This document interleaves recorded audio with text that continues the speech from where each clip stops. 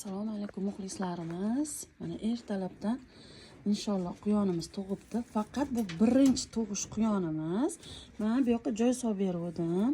Bu asal quyonimiz bu yoqqa joy yoqdi bu kishimga, bu xonimga. Bu yoqqa joy qilib qo'yibdilar, mana yungini to'kib, bolalarini endi hozir qizg'anadi.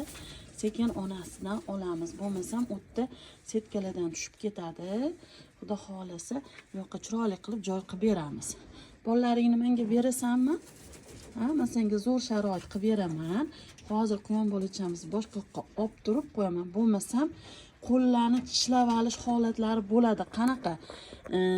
Mana bunaqa holatlar ham bo'lib turadi. Chunki bular hozir stressda, bolasini qizg'anadi. Chunki birinchi tug'ruq. Keyingi tug'ruqlarda inshaalloh nasib qilsa bu yoqda tug'irishadi, o'sha anaqasi oshaveradi. Endi birinchi holatda shunaqa bo'ladi, lekin mana 4 tami 5 ta bolasi beribdi. Yaxshi durkungina ekan, ko'z tegmasi mashalloh. Vitamin suvlarini ichib olishgan.